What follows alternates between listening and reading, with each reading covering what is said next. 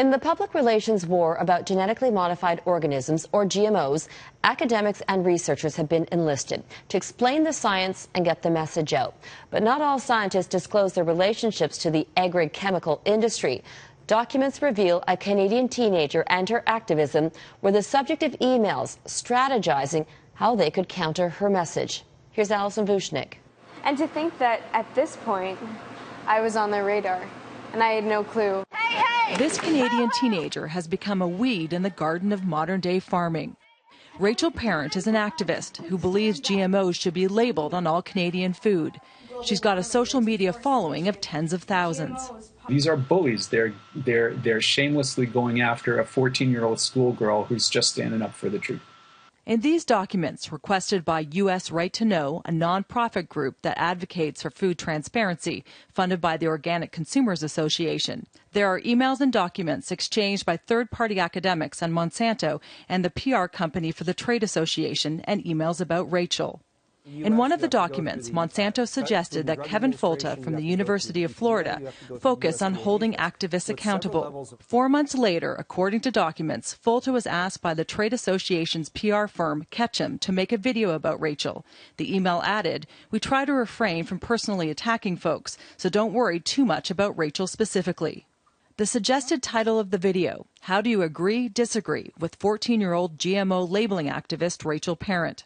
9 days later, this video appeared online titled, How Do You Agree, Disagree with 14-year-old GMO Activist. Ketchum told Global News this video was made to answer a question posed on the industry website, gmoanswers.com. 11 months after the video was posted about Rachel, Folta presented his own strategy to Ketchum, according to an email obtained by Global News. He writes, "There was a discussion this morning about Kids Right to Know, the junk information site piloted by Rachel Parent as a figurehead. Today I purchased kidsrighttotruth.com and want to populate this. I have no time, but I have an idea. I can provide content." Ketchum told Global News it is not working with Folta to design or host a website. The industry says jump and they say how high. Folta told Global News his university would not allow him to be interviewed for the story, but did explain, "Because I am effective at communicating the science, activists have tried hard to connect me to being some sort of pawn of these companies. It is nonsense." Folta has repeatedly declared he is an independent scientist and speaks publicly because he believes in GMOs, like he did in this Global News appearance in 2014. What we find is that they're very safe and very effective. The documents reveal some of his travel expenses were paid for by Monsanto and an industry group. He also received an unrestricted grant for $25,000 from Monsanto. Folta said it was to be used for an outreach program to help him teach scientists about how to talk science.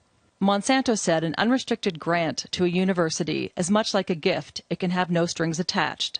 Since the documents were released, the University of Florida has reallocated the money to a campus food bank. Monsanto also added the relationships between the public and private sector are critical and have existed for decades, and they do not ask academics to keep their relationships with the company under wraps.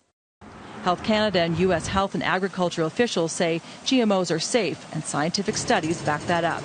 As for Rachel, she's not slowing down. I think we get a lot of people on our website. Obviously, when you start to gain that sort of traction, you're going to get on those people's radars. But we're not going anywhere. Alison Vushnik, Global News.